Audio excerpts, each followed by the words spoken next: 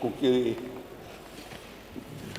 जी पंकज मलिक जी ने, अनिल यादव जी ने और आदना मिश्रा जी ने कटौती पर चर्चा हुए कुछ अपनी बातों को रखा है संदीप जी ने, और समर्थन में श्री शशांक त्रिपाठी जी ने, श्री राम चौहान जी ने, चंद्रभान पासवान जी ने, विजय प्रकाश कौंड जी ने अपने विचार रखे। मैं इन सभी सदस्यों का हृदय से धन्यवाद देता हूं कि आपने इस खेती किसानी के गंभीर विषय पर आपने चर्चा की है। इसके लिए मैं आप सबको धन्यवाद देता हूं। पंकज मलिक जी ने उर्वरक की कमी, धान का बिचौलियों द्वारा खरीद किए जाने की चर्चा की है। ऐसा भी बता दिया कि 50 जिले में जिला कृषि अधिकारी नहीं है। ये सब सत्य से परे है और इसमें कोई तथ्य नहीं है। मैं कुछ चीज़ों को आपके बीच में उसको रखूँगा। माननीय शिवपाल जी बैठे हुए हैं। मुझे याद है कि अखिलेश जी अब मुख्यमंत्री थे उत्तर प्रदेश के, उनकी सरकार थी, तो मथुरा जनपद के लिए एक रैक चली थी यूरिया की और फिरोजाबाद में लूट लिया गया था। तो ऐसे हालात तो उत्तर प्रदेश में कहीं नहीं बन पाए, न कहीं पर हमें लाठीचार्ज करने की जरूरत पड़ी, न इस तरीके का कहीं नहीं हुआ। मैंने वो दिन देखे हैं जब हम लोग विपक्ष में थे। कुशीनगर गई होंगी आप, तो इफ्को गोदाम से नेशनल हाईवे तक की एक लंबी कतार 15-15 दिनों तक रहा करती थी। आज की तारीख में नहीं है।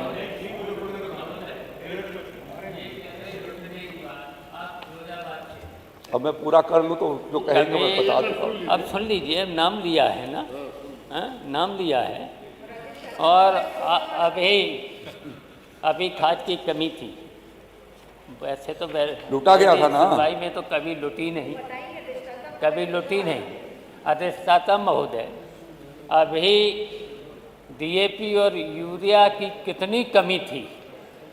2-2 बोरी के लिए किसान 4-4 दिन बैठा रहा, लाठी खाई, तब भी 2 बोरी 1 बोरी खाद किसान को नहीं मिली। ये रहा पूरे प्रदेश में। हाँ, लेकिन पूरे प्रदेश में। और कीमत कितनी बढ़ी, आप बोल लीजिए ना उसके बाद। कितनी कीमत बढ़ी। बैठिए और मंत्री जी की बात आने दीजिए। जहाँ तक कह रहे हैं कि बजट इतना बढ़ाया, बजट का तुम अपने घर से लाए हो। बजट आपने जनता का पैसा है। माननीय शिवपाल जी, आपको कटौती में बोलना चाहिए था। जीएसटी में कितना आपको कटौती में बोलना चाहिए था ना, वो बजट है। और माननीय मंत्री जी का जवाब आने दे। तारीफ ही करते चले जा रहे। अभी किसानों बैठिए प्लीज, माननीय मंत्री जी का जवाब। सर्दी थी दिसंबर में। देखिए, एक व्यवस्था जो बनी है उसके अंतर्गत के जनवरी फरवरी तक कटौती पर बोल लेते इतनी हैं। सर्दी थी, किसानों को रात में 2 घंटे बिजली भी नहीं दे पाए, जबकि बिजली मंत्री चले गए। 10 घंटे मैंने कहा था कि भाई 10 घंटे दिन में दे दो। इतने वरिष्ठ हैं माननीय शिवपाल जी, प्लीज बैठिए। लेकिन क्या दे पाए? माननीय मंत्री जी को तो बात ये आने दीजिए। किसान विरोधी सरकार है, किसान विरोधी सरकार है। ठीक है, माननीय मंत्री जी प्लीज। मान्यवर, जो बार बार चर्चा कर रहे हैं ना कि फर्टिलाइजर की कमी रही है, इस साल 2025-26 में अब तक हम लोगों ने 113,16,000 मीट्रिक टन फर्टिलाइजर किसान भाइयों को उपलब्ध करवाए हैं, जिसमें खरीफ सीजन के भीतर 40,23,000 मीट्रिक टन हमने खरीफ सीजन में कुल मिलाकर के 55,48,000 मीट्रिक टन यूरिया अब तक किसान भाइयों को इस सीजन में उपलब्ध कराया 1 अप्रैल से लेकर के और 17 तारीख कल तक 2026 का। इसी तरीके से डीएपी हम लोगों ने अब तक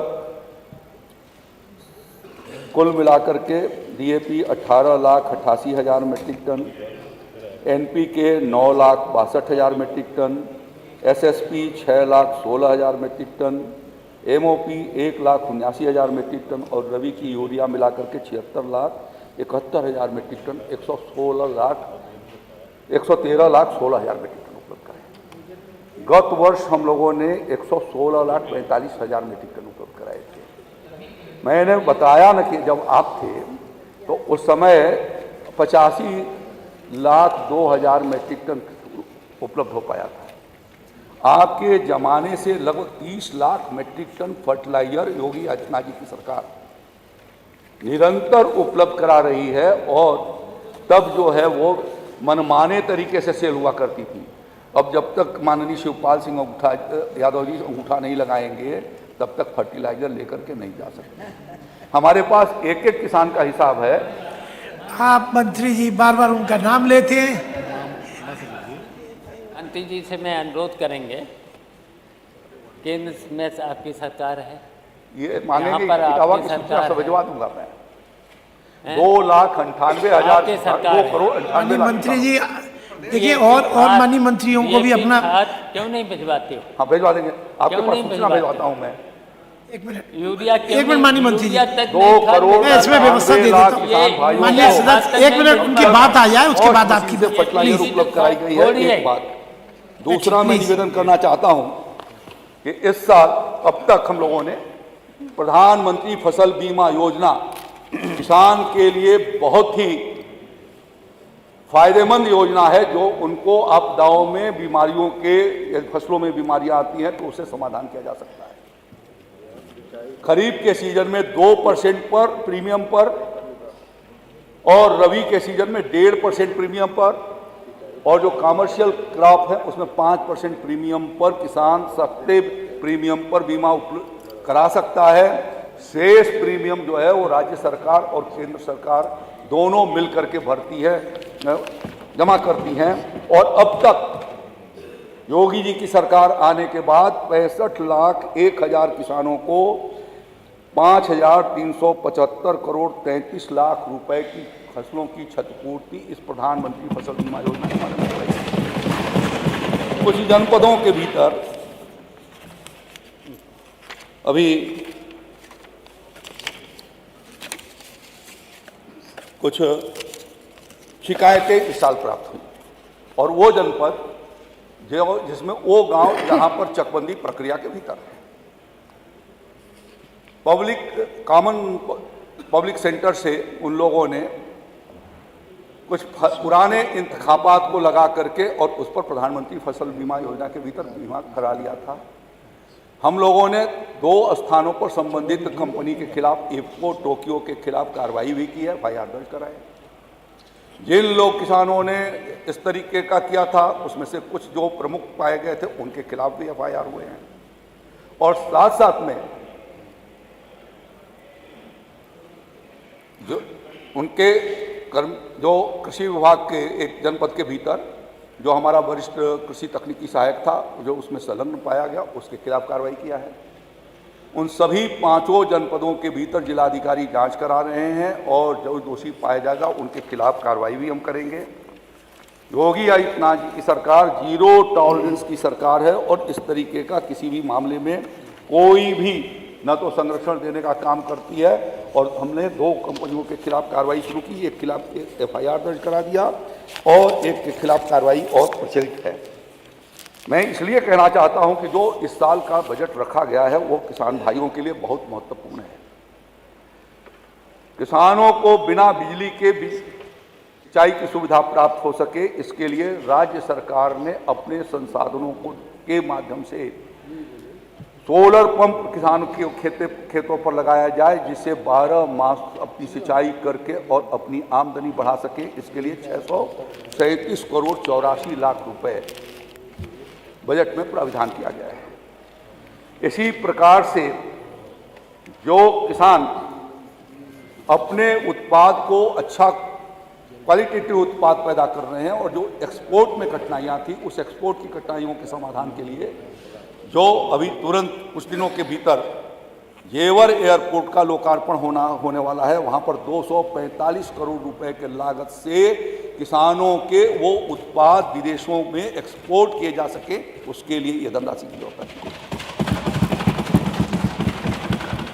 बुंदेलखंड और पूर्वी उत्तर प्रदेश के भीतर जो वहाँ के प्रोडक्टिविटी में कमी है, उस प्रोडक्टिविटी को कंपनसेट करने के लिए उनको नई तकनीकी को बताया जाना, उन्नतशील बीज दिया जाना, उनको किस तरीके से मार्केटिंग की सुविधा हो जाए और साथ साथ में उनको वैल्यू एडिशन के साथ जोड़ा जाया जा सके, इस दृष्टि से उसके लिए यूपी एग्री परियोजना पर 28 जनपदों में 7 मंडलों के 28 जनपदों में 245 करोड़ रुपया से यह एक नई परियोजना की शुरुआत की गई है, जिसके माध्यम से किसानों के उस अंतराल को पूरा किया जा सकेगा और उनको और उसकी आमदनी बढ़ाई जा सके।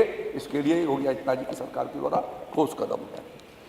गन्ना के साथ गन्ना जब लगती है तो लगभग 40 इंच का दायरा एक दूसरे मेड़ों के बीच में रहता है। अब तक वो ज़मीन खाली पड़ी रहती थी, जिसकी ओर आपका ध्यान नहीं जा सका था। योगी जी की सरकार ने पिछले साल से उसमें अंतः फसली कार्यक्रम शुरू करा है। रबी के सीजन में हम लोगों ने अभी उसके भीतर तिलहनी फसलों का खासतौर पर सरसों के मिनी किट उपलब्ध करा कर, और अभी जो इस समय जो गन्ना लग रहा है वसंतकालीन गन्ना, उसके भीतर हम उर्द और मूंग के बीज उपलब्ध करा करके और किसान भाइयों को, ऐसे किसानों को 20,000 कुंटल मुफ्त बीज दे करके लगभग 1 लाख हेक्टेयर गन्ना के भीतर इस सीजन में हमारा प्रयास है कि हम उनको गन्ना के साथ सह फसली खेती करा सके। जो आप बार बार तकनीकी की बात करते हैं, उन्नतशील भी बात करते हैं, तो उसके लिए हमारी सरकार ने ठोस व्यवस्था किया है और इसके लिए 90 करोड़ रुपया उसके लिए प्राविधान किए हैं। जो छोटे किसान हैं उनके को भी तकनीकी का सहयोग दे करके उनके उत्पाद को गुणवत्तापूर्ण बनाया जा सके, मार्केटिंग उसकी हो सके, इसके लिए प्रदेश में लगभग 4,000 से ज़्यादा हम लोगों ने FPO तैयार किए हैं, कृषि उत्पादक संगठन नहीं था आपके समय। और उन उत्पादक संगठनों को भी रिवॉल्विंग फंड दे करके 75 करोड़ रुपया उनको दे करके और उनको सक्षम बना करके उन किसानों को भी जो उनके साथ जुटे हुए हैं, तो ऐसे लाखों किसानों को इस माध्यम से फायदा होगा जब उसको रिवॉल्विंग फंड उन तक पहुंचेगा और जा करके खेतों पर उनके क्रियाकलाप बढ़ेंगे और उसी एरिया में मार्केटिंग की सुविधा और प्रोसेसिंग की सुविधा हो जाएगी। इसके लिए योगी आदित्यनाथ जी की सरकार ने वो व्यवस्था बनाया है। बुंदेलखंड की परिस्थितियों को देखते हुए, क्योंकि वहाँ पर खासतौर पर पहले सिर्फ एक रबी की क्रॉप होती थी, हम लोगों के प्रयास से अब कुछ खरीफ की भी शुरू हुई है और आगे जायद की भी हो, ज्वार बाजरा मोटे अनाज अन्न इसकी खेती बढ़ाई जा सके। इस दृष्टि से हम लोगों ने एक्सीलेंस सेंटर उत्कृष्टता केंद्र बनाए जाने के लिए 17 करोड़ 57 लाख रुपए का प्राविधान किया है कि बुंदेलखंड के खेती को भी हम गति दे सकें। तो मैं ये उम्मीद करता हूं कि ये सब चीज़ें ऐसी हैं। उन्होंने कृषि यंत्रों के बारे में चर्चा किया था पंकज मलिक जी ने, मुझे लगता है अब तक 2,31,012 किसानों को उन्नतशील कृषि यंत्र हम लोगों ने दिए हैं, जिसमें से ट्रैक्टर की भी वो चर्चा कर रहे थे। हमारी सरकार ने अब तक 8405 कस्टम हायरिंग सेंटर, जिसके भीतर ट्रैक्टर का भी प्राविधान होता है, 10 लाख के कृषि यंत्रों पर 40% का हम अनुदान देते हैं और उसके भीतर उससे वो लाभान्वित हुआ है। और फार्म मशीनरी के माध्यम से 7,351 किसानों को हर फार्म मशीनरी बैंक के भीतर ट्रैक्टर, ये आपके ज़माने में नहीं था, जिसको हम लोगों ने आगे गति दी है, और 1900 करोड़ रुपए से ऊपर का अनुदान हमने इस 9 वर्षों में किसान भाइयों को उपलब्ध कराया है। और इस प्रकार से ठोस रणनीति अपना करके किसानों की आमदनी कैसे बढ़े और उत्तर प्रदेश में फिर से कृषि क्षेत्र जो है वो एक आकर्षण का क्षेत्र बन सके, उस दृष्टि से यह प्रयास किया है, जिससे प्रदेश के किसानों को व्यापक जो है उसमें उनके जीवन स्तर में सुधार होगा। और इसलिए मैं चाहूँगा कि मोना जी, माननीय शिवपाल जी, पंकज मलिक जी, अन्य सदस्यों ने जो कटौती की बात की। खबर आपकी, नजर हमारी, देखते रहिए आई इंडिया।